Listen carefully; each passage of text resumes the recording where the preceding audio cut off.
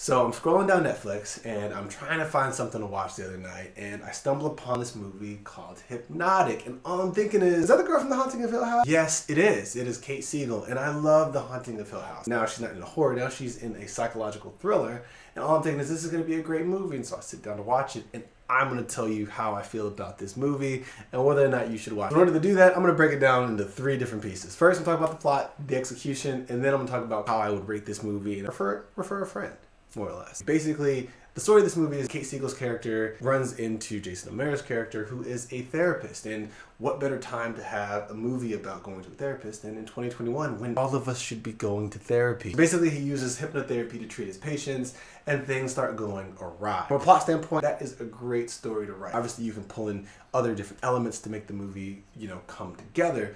But where this movie falls apart is the execution. I feel like the writing is so lazy. It's hard to really get into the acting and talk about how the actors did and the actresses did because the writing was so lazy. About 30-45 minutes into it, the big reveal as to what's going on happens, and then it's just thing after problem after, and it's all very predictable. I could tell you probably 3 or 4 times where I was like, oh, this is about to happen. And then it happened. Oh, this is about to happen. And then you roll your eyes and you're like, okay, when is this movie going to end? For me, it ended when I fell asleep about 50 minutes into it.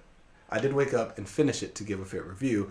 But I will say, I feel like a lot of these movies, and I think Netflix is kind of doing this churn and burn situation where they're just like, let's put out as many movies as we can, and then we'll put like an actor or actress, which we love, in front of the screen, and we've got a movie. So when I think about a psychological thriller, I think about a movie that doesn't do the big reveal. You don't know what's going on until either at the end of Act 2 or right at the climax of the movie where you're like, oh my gosh, I can't believe that's what all this turned into. When I think of a psychological thriller, you may think of Shutter Island with Leonardo DiCaprio, or Get Out, or a movie that really gets into your brain, starts thinking, okay, this is a really scary situation to be in. And this movie does not have that. It does not execute, it does not deliver. So if I was going to rate this movie on a scale of 1 to 10, I would give it like a 4.5, because yes, I think the plot was great, but I feel like the writing just screwed everything up. And then, after that, you don't have a movie. So guys, if you work from home and you want to put something on while you're working, or you have a Netflix and chill date which you're hoping to score, I would say put this movie on, because you won't be paying attention to the movie.